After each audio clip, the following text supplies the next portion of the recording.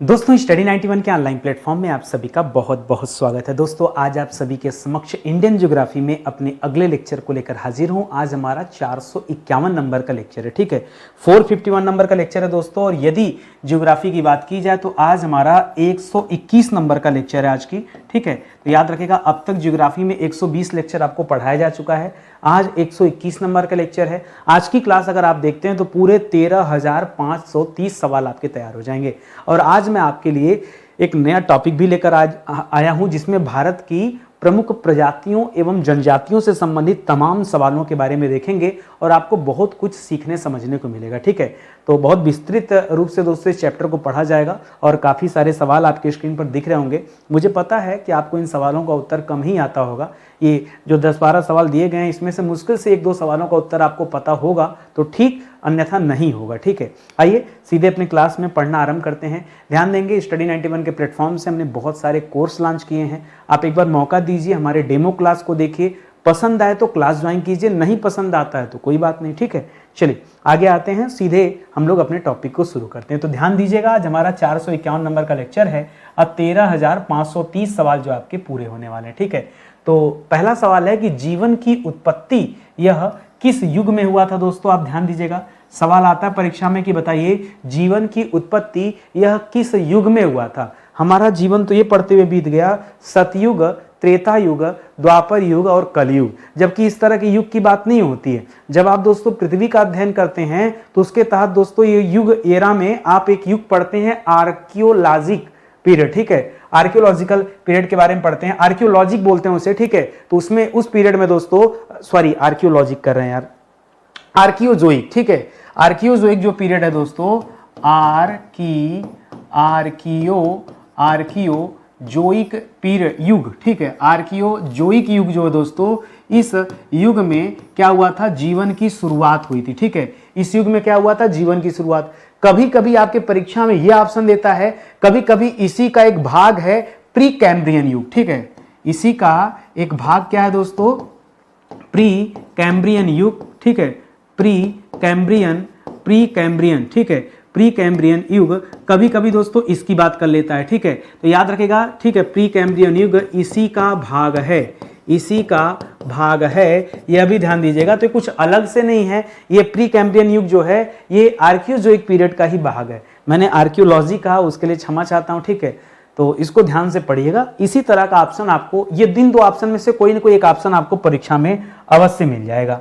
अगला सवाल कह रहा मानव जाति के विकास का क्रम क्या रहा है, ठीक है। विकास का क्रम, मानव जाति का विकास दोस्तों कैसे हुआ है, इसका क्रम आपको बताना। तो सबसे पहले जलीय जीवों का विकास हुआ था, जिसमें हम मछली को कहते हैं, ठीक है। सबसे पहले जलीय जीव का विकास हुआ। जलीय जीव में दोस्तों मछली वगैरह का विकास हुआ, ठीक है। उसके बाद दोस्तों किसका हुआ, उसके बाद उभयचर का विकास हुआ। उभयचर कभी कभी परीक्षा में उभयचर देता है, कभी कभी इसको अंग्रेजी में लिख देता है एम्फीबिया, तो उसको भी आप याद रखेंगे, क्या लिख देता है, एम्फीबिया, ठीक है। एम्फीबिया, ठीक है, एम्फीबिया। तो एम्फीबिया का उसके बाद दोस्तों सरीसृप वर्ग आया, सरीसृप वर्ग, जिसे हम क्या कहते हैं, जिसे हम रेप्टाइल कहते हैं, क्या कहते हैं, रेप्टाइल। और तब जाके दोस्तों मानव का विकास हुआ है, ये आप याद रखें, ठीक है। तो विकास का क्रम पूछे तो विकास का क्रम कुछ इस तरीके से है, ठीक है। पहले जलीय जीवों का विकास हुआ, फिर उभयचर का विकास हुआ, फिर रेप्टाइल यानी सरीसृप वर्ग का विकास हुआ और अंतिम में दोस्तों ये मानव का विकास हुआ है। इसे आप ध्यान में रखेंगे, ठीक है। तो इसी तरह से परीक्षा में सवाल आता है। अगला सवाल कह रहा भारत में आने वाला पहला मानव प्रजाति समूह कौन था, जो पहली बार कहां आया था दोस्तों, जो पहली बार हमारे भारत में आया था। जी हाँ, भारत में आने वाला सबसे पुराना या पहला मानव प्रजाति समूह दोस्तों कौन सा है। तो इसमें 2 ऑप्शन मिलता है, या तो परीक्षा में निग्रो देखिएगा और या तो दोस्तों नेग्रिटो देखिएगा। निग्रो या नेग्रिटो एक ही चीज होता है, ये भी बता दूं, निग्रिटो, ठीक है। निग्रिटो, ठीक है। तो या तो परीक्षा में निग्रो देगा या तो निग्रिटो देगा। ये जो निग्रिटो है दोस्तों, इसी को पिग्मी जनजाति के नाम से जानते हैं। इसी को हम अभी क्या बोलते हैं, इसी को अभी हम पिग्मी जनजाति के नाम से जानते हैं। तो इसको भी याद रखेंगे। कहीं कहीं पे आपको भूमध्य सागरीय जनजाति मिल जाता है, वो सही नहीं है। निग्रो या निग्रेटो ही करिएगा, ये आपका सही उत्तर होगा। मैं दो चीज इसलिए लिख रहा हूं ना, देखिए जैसे पहला वाला था कि जीवन की शुरुआत कब, अब पता चला मैं आपको आर्कियोजोइक पढ़ाया, अब परीक्षा में प्री कैम्ब्रियन दे दिया, प्री कैम्ब्रियन दे दिया, या मैंने प्री कैम्ब्रियन बताया, परीक्षा में आर्कियोजोइक दे दिया। इस वजह से कभी कभी इस तरह के दो दो ऑप्शन मिल जाते हैं, तो इसको आप ढंग से पढ़िएगा, ठीक है। तो मैं जहां जहां मुझे लगता है कि नहीं परीक्षा में ये वाला ऑप्शन भी दे सकता है, मैं उस अनुकूल जो है चीजें आपको देता हूं, ठीक है। तो इसको आप अच्छे से देखिएगा। चलिए आगे बढ़ते हैं, कुछ अन्य सवाल देखते हैं इसी चैप्टर से। सवाल दे रहा है कि किन प्रजातियों ने मिलकर हड़प्पा सभ्यता की शुरुआत किया। हड़प्पा सभ्यता जिसे हम क्या कहते हैं, जिसे हम सिंधु घाटी सभ्यता कहते हैं, ठीक है, जिसे हम सिंधु घाटी सभ्यता कहते हैं। क्यों कहते हैं, क्योंकि इस सभ्यता का विकास सिंधु नदी के आसपास के क्षेत्रों में हुआ, इसीलिए इसे हम सिंधु घाटी सभ्यता कहते हैं। और कह रहा किन प्रजातियों ने मिलकर के दोस्तों इस हड़प्पा सभ्यता का विकास किया है, वो प्रजाति कौन है। तो यहां पे दो तीन ऑप्शन याद रखिएगा। पहला ऑप्शन याद रखिएगा प्रोटो ऑस्ट्रेलाइड, ठीक है, प्रोटो ऑस्ट्रेलाइड, ठीक है, प्रोटो ऑस्ट्रेलाइड, ये सबसे एकदम सटीक वाला है। दूसरे नंबर पर लिखिएगा भूमध्य सागरीय जनजाति, ठीक है, दूसरे नंबर पर लिखिएगा भूमध्य सागरीय जनजाति, ठीक है, भूमध्य सागरीय जनजाति। और तीसरे नंबर पर लिखिएगा मंगोलायड, ठीक है, क्या लिखेंगे, मंगोलायड, ठीक है, मंगोलायड जनजाति, ठीक है, मंगोलायड जनजाति। ये तीन का नाम आप याद रखेंगे, क्योंकि परीक्षा के लिए तीनों इंपॉर्टेंट है। मुझे नहीं पता कि आपकी परीक्षा में ऑप्शन में मंगोलायड देगा, या ऑप्शन में भूमध्य सागरीय देगा, या ऑप्शन में प्रोटो ऑस्ट्रेलाइड देगा, ये मुझे जानकारी नहीं है। लेकिन ये तीनों दोस्तों हड़प्पा तक आए थे, हड़प्पा सभ्यता में आए थे, इसलिए तीनों को आप याद रखेंगे, ठीक है, यह आपके लिए इंपॉर्टेंट है। आगे बढ़िए, कह रहा है कौन सी प्रजाति भारत में सबसे अंत में आई। ध्यान दीजिएगा, अगर दोस्तों सबसे प्रथम आगमन, अगर हम यहां कहते हैं प्रथम आगमन, ठीक है, प्रथम आगमन, तो पीछे दोस्तों मैंने बताया था कि प्रथम आगमन या तो निग्रो का हुआ या तो निग्रिटो का हुआ। किसका हुआ, निग्रिटो का हुआ, जिसे हम पिग्मी कहते हैं, ठीक है। आज भी पिग्मी जनजाति अफ्रीका वगैरह में पाई जाती, ठीक है। तो ये तो प्रथम आगमन है। और दोस्तों अंतिम आगमन अगर पूछे, ठीक है, अंतिम आगमन अगर आपसे पूछे कि अंतिम बार दोस्तों कौन सी जनजाति भारत में आई है, तो अंतिम पूछेगा तो नार्डिक बताइएगा। क्या बताएंगे, नार्डिक प्रजाति, ठीक है। नार्डिक प्रजाति जो थी दोस्तों, ये सबसे अंत में दोस्तों भारत आई थी, ये आप याद रखिएगा। तो पहले कौन भारत आया, अंत में कौन भारत आया, ये दोनों सवाल आपके लिए महत्वपूर्ण साबित होते हैं, ठीक है।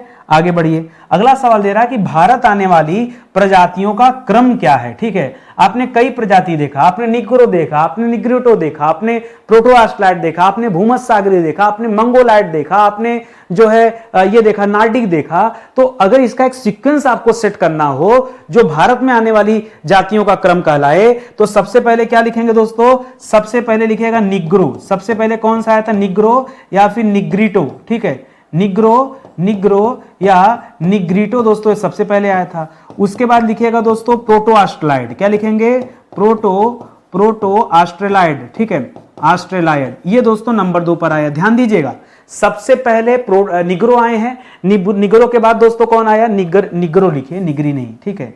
सबसे पहले निग्रो आए, निग्रो के बाद प्रोटो ऑस्ट्रेलाइड का आगमन हुआ है, प्रोटो ऑस्ट्रेलाइड के बाद भूमध्य सागरीय का आगमन हुआ है, ठीक है, भूमध्य सागरीय जो प्रजातियां थी, ठीक है। और अंतिम में दोस्तों कौन आया है, नार्डिक आया है। अंतिम में कौन आए हैं, नार्डिक। तो इस तरह से आप ध्यान में रखेंगे, ठीक है, इसको बहुत अच्छे समझिएगा। ये भूमध्य सागरीय और प्रोटो ऑस्ट्रेलाइड के बीच में ही आप लिख सकते हैं मंगोलायड, ठीक है, इसको भी एक साथ लिख सकते हैं। तो ये आप ध्यान देंगे, अंतिम में नार्डिक रखना है, पहले निग्रो रखना है, ये आपको नहीं भूलना है। बाकी आप यहां थोड़ा सा उतार चढ़ाव कर सकते हैं, ठीक है।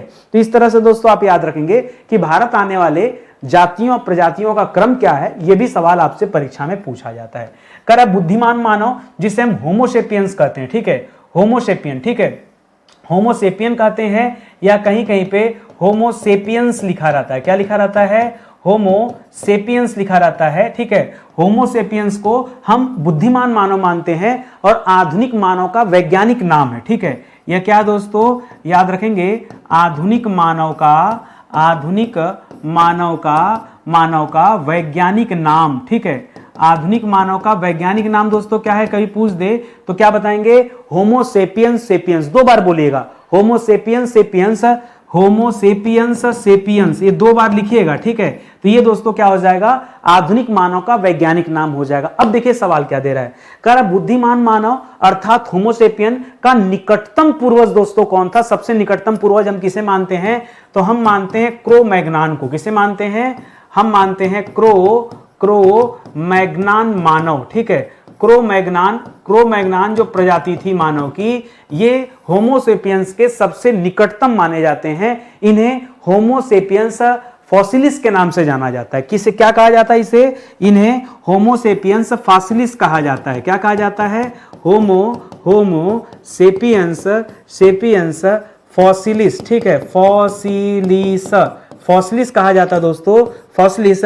इसे आप याद रखेंगे, किसे, ये क्रो मैग्नान को कहा जाता है, तो इसे भी याद रखेगा। मुझे नहीं पता कि इंडियन ज्योग्राफी को पढ़ते समय आपने चैप्टर पढ़ा या नहीं पढ़ा, लेकिन मैं तो पढ़ाऊंगा। मैं आपको इंडियन ज्योग्राफी में ऐसा एक भी टॉपिक नहीं है जिस पर हम लोगों ने चर्चा नहीं किया। इतनी चर्चा करते करते आज हम 451 नंबर के लेक्चर पे पहुंच चुके हैं। आप सोचो कि कितना विषय, पूरे 5 विषय इंडियन ज्योग्राफी को लेकर 6 विषय मैंने विधिवत पढ़ा दिया। कहीं एक छोटा सा भी टॉपिक नहीं है जिस पर हम लोगों ने क्लास में चर्चा ना किया हो। इतना ज्यादा आपको चीजें पढ़ाई गई है और एकदम ढंग से पढ़ाई गई हैं। आगे देखिए, करा शिवालिक पर्वत श्रेणी में किस आदि मानव का जीवाश्म अभी प्राप्त हुआ है। इसे कहा जाता है रामापिथेकस। क्या कहा जाता है, इसे कहा जाता है रामापिथेकस, ठीक है। याद रखेंगे रामापिथेकस, ये बहुत पुराना मानव का जीवाश्म है, ठीक है। पूरा नाम इसका ये था, अभी इसका नया नाम दे दिया गया शिवापिथेकस, क्योंकि शिवालिक श्रेणियों में पाया गया तो इसका दोस्तों नया नाम क्या रख दिया गया, इसका नया नाम रख दिया गया शिवापिथेकस। क्या, शिवालिक श्रेणी में मिलने की वजह से इसका नाम क्या हो गया, शिवापिथेकस हो गया, ठीक है। शिवापिथेकस, ठीक है। तो रामापिथेकस या शिवापिथेकस, ये दोनों को आप याद रखेंगे। ये अभी हाल ही में शिवालिक पर्वत श्रेणी में दोस्तों इसका जीवाश्म मिला है। यह भारत में मिलने वाला सबसे पुराना जीवाश्म है। सर्वप्रथम 2 पैरों पर सीधा खड़ा होने वाला आदिमानव को एक साथ कर लीजिएगा, ठीक है। सबसे पहले अपने 2 पैरों पर सीधा खड़ा होने वाला आदिमानव कौन था। देखिए, पहले आदिमानव को हम वनमानुष मानते थे, वन में रहने वाला मानुष, ऐसा मनुष्य जो वन में रहता था। तो दोस्तों धीरे धीरे वो खड़ा हुआ तो उसके दोनों हाथ स्वतंत्र हो गए। नहीं तो चलने के लिए से गाय हुए, देख लो घोड़ा वोड़ा अपने चारों पैर का इस्तेमाल करते हैं। यदि घोड़ा भी खड़ा हो जाता तो 2 हाथ उसका स्वतंत्र हो जाता और घोड़ा ऐसे चल पाता, ऐसे चल पाता। समझ रहे हैं ना, बात को समझिएगा। उसी तरह से यहां दिख रहा है कि सबसे पहले 2 पैरों पर खड़ा होने वाला जो है आदिमानव कौन था, तो इसका नाम था ऑस्ट्रियोपिथेकस। क्या नाम था, इसे हम किस नाम से जानते थे, ऑस्ट्रेलोपिथेकस, ठीक है। ऑस्ट्रेलोपिथेकस, ठीक है, ऑस्ट्रेलोपिथेकस, ठीक है, ऑस्ट्रेलोपिथेकस। थोड़ा सा टेक्निकल टाइप का नाम है, लेकिन आप क्या कर सकते हैं, ठीक है। इसको आप ध्यान देंगे, ठीक है। ये सबसे पहले 2 पैरों पर खड़ा होने वाला मानव था। इसे आप जरूर याद रखेंगे, ये परीक्षा के लिए महत्वपूर्ण सवाल है। आगे देखिए, करा दिनारिक मानव। जी हाँ दोस्तों, बिल्कुल सही लिखा हुआ है। दिनारिक मानव प्रजाति भारत में मुख्यतः कहां निवास करती है, यह आपको बताना है। दिनारिक मानव की एक प्रजाति, उसका नाम दिनारिक है। यह भारत में दोस्तों कहां रहती है, तो याद रखेगा, ये जो दिनारिक मानव है ना, ऐसे मानव अपने लंबे कद के लिए जाने जाते हैं, ठीक है। ये जो दिनारिक प्रजाति है, ठीक है, ये लंबे कद वाले मानव, ठीक है, लंबे कद वाले मानव के रूप में दोस्तों इन्हें जाना जाता है। इसे आप ध्यान देंगे, ठीक है। और ये लंबे कद वाले मानव दोस्तों, ये खास करके जो दक्षिण भारतीय बेल्ट है वहां पर ये निवास करते हैं, जिसमें कर्नाटक का नाम आता है, तमिलनाडु का नाम आता है, कर्नाटक का नाम आता है, तमिलनाडु का नाम आता है, आंध्र प्रदेश का नाम आता है, ठीक है। इधर से होते हुए दोस्तों आप उड़ीसा तक चले जाइए, ठीक है। आंध्र प्रदेश का नाम आता है, और इधर आपका केरल नहीं लिखा ना, केरल का भी नाम आता है, ठीक है। और आपका उधर उड़ीसा वगैरह का नाम आता है, ठीक है। तो ये वाला जो बेल्ट है दोस्तों ETC इत्यादि, ठीक है। यहाँ पर दिनारिक प्रजाति के मानव पाए जाते हैं, लंबे कद वाले मानव, इसे भी आप ध्यान में रखेंगे। आगे बढ़िए, कर जनजातीय समुदाय को अधिसूचित करने का अधिकार दोस्तों किसे प्राप्त है? जो जनजातीय समुदाय को अधिसूचित करता है, ठीक है, अधिसूचित करता है, तो यह अधिकार भारत में दिया गया है राष्ट्रपति को। किसे दिया गया है? राष्ट्रपति को। मान लीजिए इससे संबंधित अनुच्छेद आपसे पूछ ले कि कोई अनुच्छेद है क्या? बिल्कुल, इससे संबंधित अनुच्छेद है 342। कौन सा अनुच्छेद है? 342 जो अनुच्छेद है, इसी के तहत राष्ट्रपति क्या करता है? किसी भी जाति को अनुसूचित जनजाति का घोषित करता है, उसको अधिसूचित करता है। ये आप ध्यान में रखेंगे। आगे बढ़िए, कर नीलगिरी की पहाड़ियों पर कौन सी जनजाति निवास करती है? तो नीलगिरी दोस्तों है कहां पर? ध्यान दीजिएगा, नीलगिरी पर्वत दोस्तों ये कहां पर स्थित है? आप सभी जानते हैं कि नीलगिरी पर्वत जो है ये आपके तमिलनाडु में स्थित है, ठीक है। और यहां पर दोस्तों नीलगिरी में बोडो जनजाति निवास करती। कौन सी? बोडो, ठीक है, बोडो जनजाति, ठीक है। बोडो जनजाति दोस्तों कहां निवास करती है? तो याद रखेगा ये नहीं बोडो नहीं यार, ये तो असम वाला, टोडा जनजाति। त से तमिलनाडु, त से टोडा, ठीक है, त से तमिलनाडु, ट से टोडा, याद रखेगा, टोडा जनजाति। इसका संबंध कहां दोस्तों? बोडो असम हो जाएगा। टोडा जनजाति जो है ये आपके तमिलनाडु से बिलोंग करती है, जो स्पेशली नीलगिरी की जो पहाड़ियां हैं उसके आसपास के क्षेत्रों में रहती हैं, निवास करती हैं। इसे आप याद रखेंगे। आगे बढ़िए, कर निग्रिटो प्रजाति दोस्तों ये कहां पाई जाती है? ठीक है, निग्रिटो प्रजाति कहां पाई जाती है? तो मुख्यतः दोस्तों अगर देखेंगे, वर्ल्ड वाइड देखेंगे तो मुख्यतः दोस्तों यह अफ्रीका में पाई जाती है, ठीक है, मुख्यतः अफ्रीका में। मुख्यतः ज्यादातर दोस्तों निग्रो लोग कहां मिलते हैं? अफ्रीका में। यदि आप भारत की बात करेंगे तो भारत में दोस्तों ये अंडमान निकोबार में पाए जाते हैं, ठीक है। भारत में कहां पर दोस्तों? याद रखेंगे, अंडमान निकोबार द्वीप समूह, अंडमान निकोबार जो द्वीप समूह है वो यहां पाए जाते हैं। और ऐसा नहीं कि यहां पर केवल यही पाए जाते हैं, यहां पे कुछ अन्य जनजातियां हैं, जरा उनको लिखिएगा, अन्य जनजातियां जो अंडमान निकोबार में पाई जाती हैं, जिसमें याद रखेंगे सोम्पेन का नाम आता है, जिसमें जारवा का नाम आता है, ठीक है, जिसमें निग्रो का नाम आता है, ठीक है, निग्रो वही है, उसके अलावा सोम्पेन, जारवा, और एक और मैं भूल रहा हूं, कौन सा है? सेंटिनल, जो हत्या कर देती है। किसी बाहरी व्यक्ति को अगर देख लेंगे ना तो मतलब धनुष बाण से मार देते हैं, ठीक है। तो ये जो जनजातियां दोस्तों ये स्पेशली कहां रहते हैं? ये स्पेशली अंडमान निकोबार में। कुछ निग्रो दोस्तों कोचीन साइड भी मिले हैं, ठीक है। तो याद रखेगा इनका निवास स्थान दोस्तों कोचीन की पहाड़ियों में भी देखने को मिलता है, ठीक है। कोचीन की पहाड़ियों में भी दोस्तों इन्होंने अपना निवास स्थान बना रखा है, थोड़ा बहुत, लेकिन ज्यादा मात्रा में अंडमान में देखने को मिलेगा। आगे देखिए, करा संथाल जनजाति संबंधित है। संथाल जनजाति दोस्तों यह किस राज्य से संबंधित है? तो याद रखेगा ये पहले बात किस जनजाति से संबंधित है? ये प्रोटो ऑस्ट्रेलाइड से संबंधित है, ठीक है।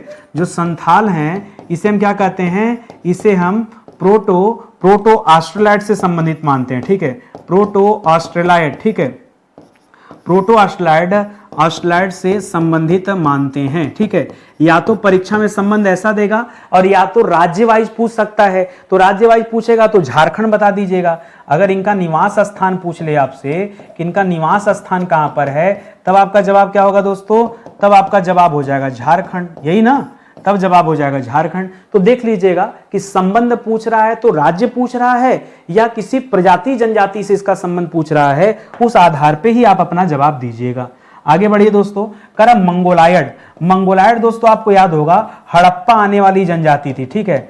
हड़प्पा में आगमन, ठीक है। इनका आगमन कहां हुआ था दोस्तों? इनका आगमन हड़प्पा में हुआ था, जो आपने पीछे पढ़ा है। आपसे पूछ रहा है मंगोलायड जो दोस्तों ये मूलतः कहां के निवासी थे? तो हम मानते हैं कि हड़प्पा में मध्य एशिया से चलकर दोस्तों लोग आए थे। तो याद रखेगा ये जो मंगोलायड हैं यह मूलतः मध्य एशिया के थे, ठीक है, मध्य एशिया के निवासी थे दोस्तों, ये आप याद रखेंगे। और वैसे भी दोस्तों ये जो जनजाति मंगोलायड ये मंगोलों से संबंधित है, जिसका संबंध केवल और केवल एशिया महाद्वीप से है, इसे भी दोस्तों आप याद रखेंगे, ठीक है। ध्यान दीजिएगा, हमने बहुत सारा विषय आपको पढ़ा के कंप्लीट कराया है, जिसमें हम 6वें विषय को कवर कर रहे हैं। यदि आप सीक्वेंस से सिस्टमेटिक पढ़ना चाहते हैं तो आप एंशिएंट हिस्ट्री पढ़ सकते हैं इसी सीरीज में, केवल 45 लेक्चर पे आप फोकस कीजिए। एंशिएंट हिस्ट्री का एक एक टॉपिक दोस्तों आपका समाप्त हो जाएगा, केवल 45 लेक्चर में ये पूरी क्लास समाप्त हो जाएगी। इसी तरह से 46 से लेकर 91 तक पढ़ेंगे तो आपका मिडावल हिस्ट्री समाप्त हो जाएगा।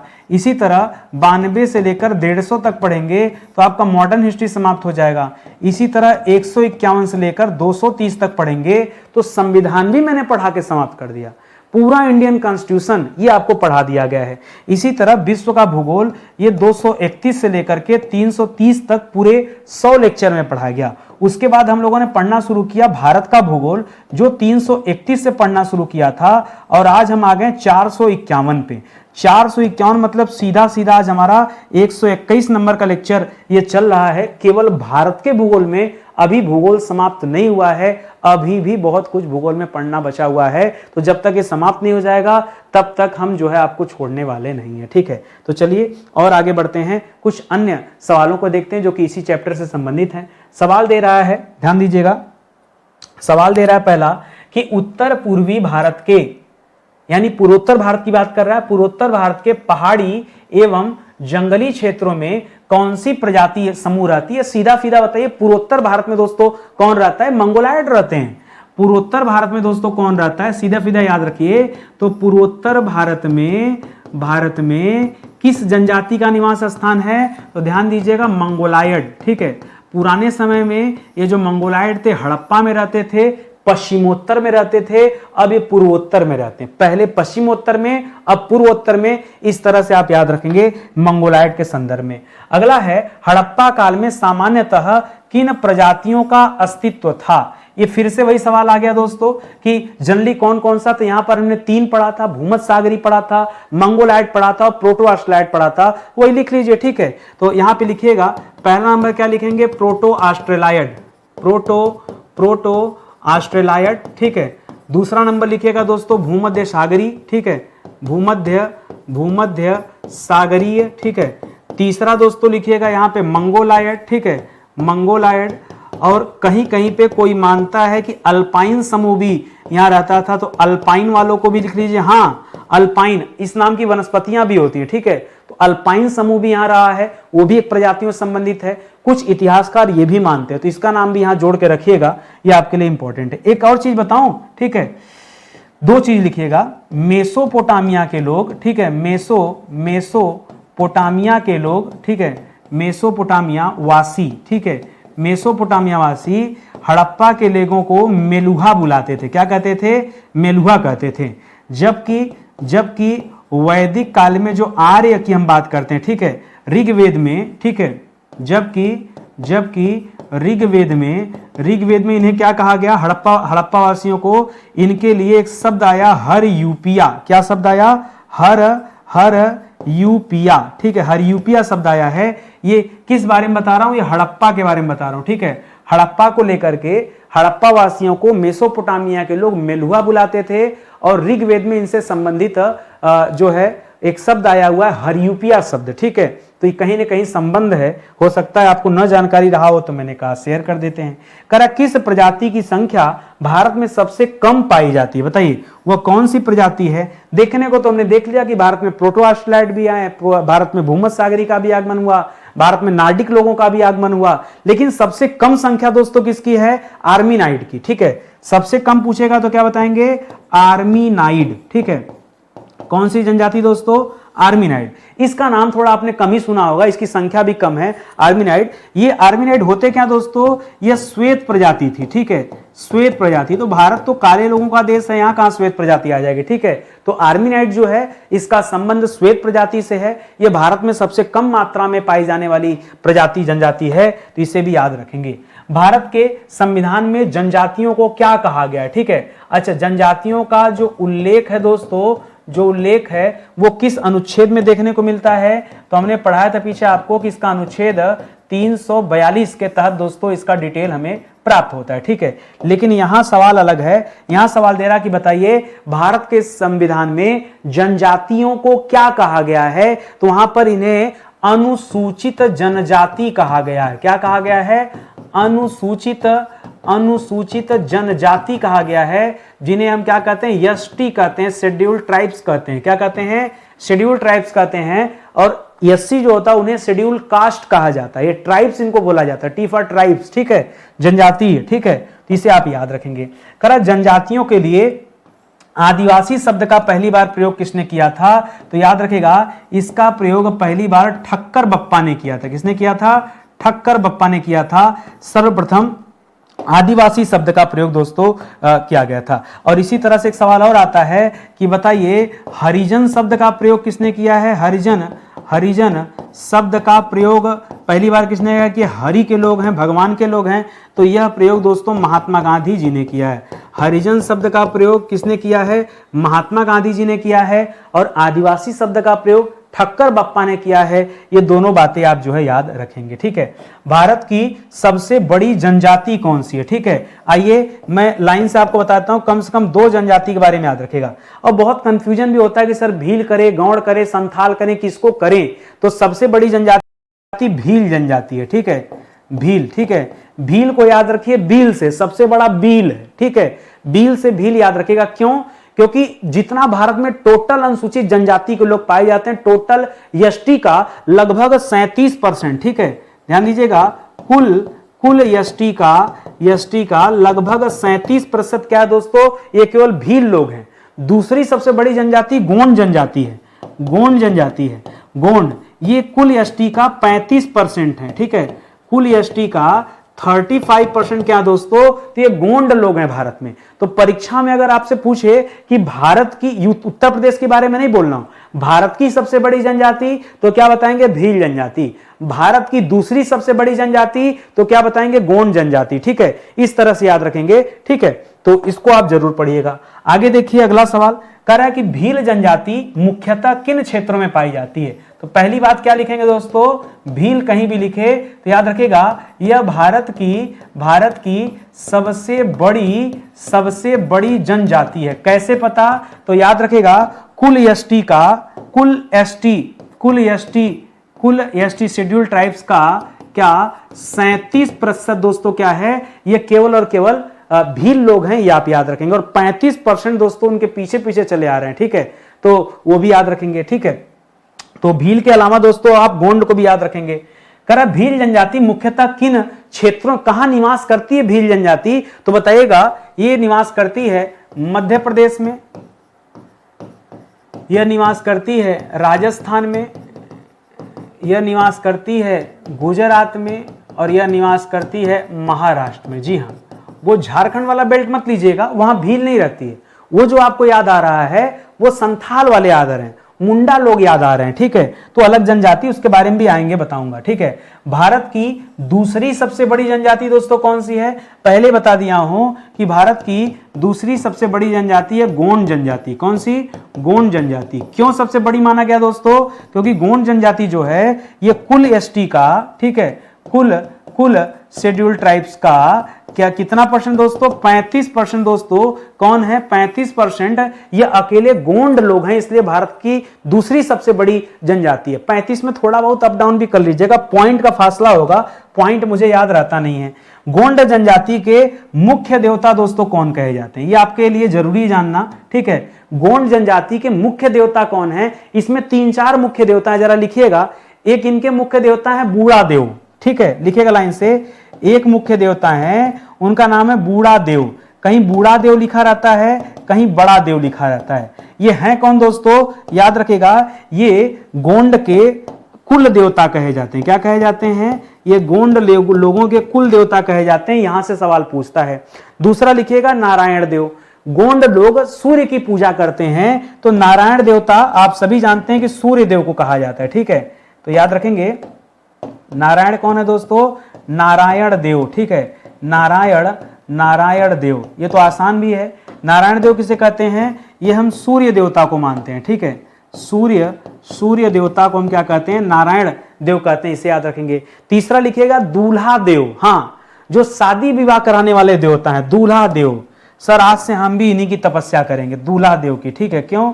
दूल्हा देव शादी विवाह कराते हैं, ठीक है। सबकी जोड़ी भगवान बनाता है, भगवान नहीं, ठीक है। तो याद रखेगा विवाह कराने वाले देवता, ठीक है, विवाह कराने वाले देवता के रूप में दोस्तों इनकी पूजा की जाती है, दूल्हा देव की, जो विवाह सूत्र में बांधने का काम करते हैं। एक है पंडा पंडिन, ठीक है, चौथा लिखिएगा पंडा पंडिन, ठीक है।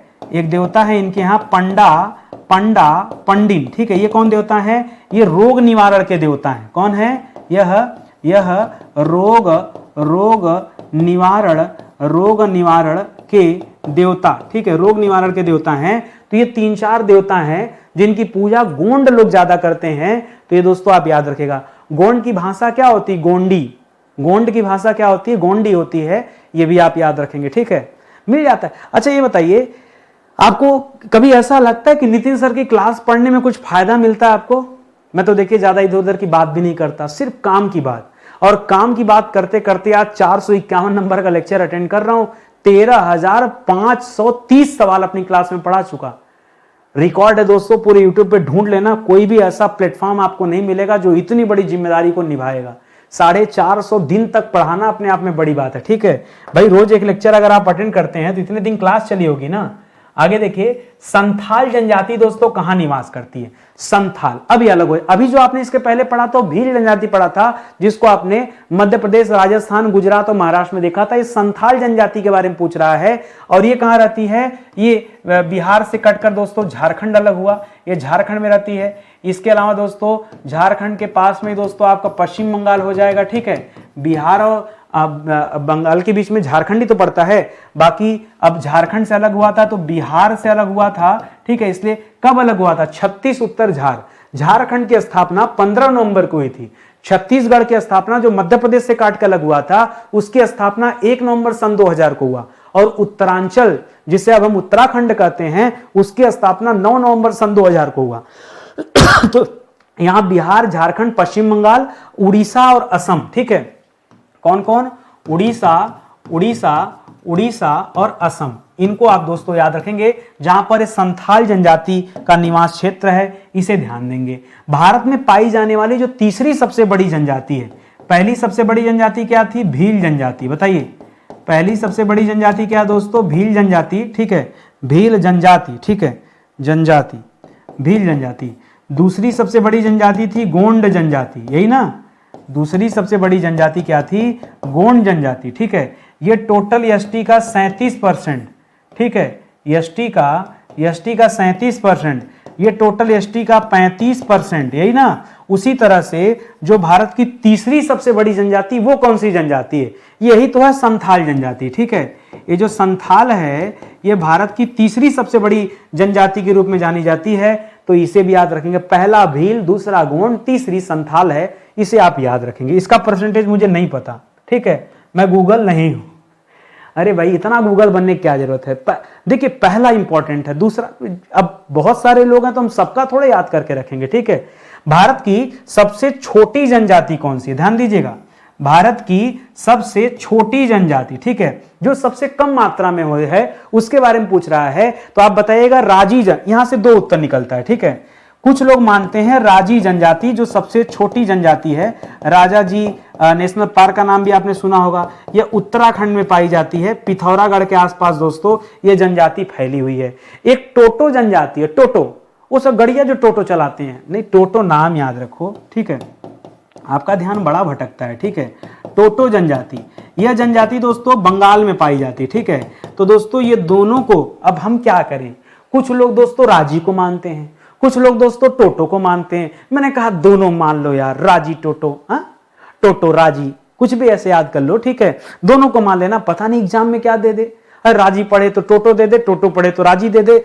बेहतर है कि दोनों पढ़ ले, है कि नहीं, छुट्टी हो जाए, कोई टेंशन ही ना हो हमें। चलिए आगे बढ़ते हैं, कुछ और सवालों को देख लेते हैं। करा मुंडा जनजाति मुख्य रूप से कहां निवास करती है? मुंडा जनजाति, ठीक है। तो मुंडा जनजाति जो दोस्तों, इसका निवास स्थान मुख्य रूप से झारखंड है। झारखंड में संथाल भी रहते हैं, मुंडा भी रहते हैं, हो भी रहते हैं, ठीक है।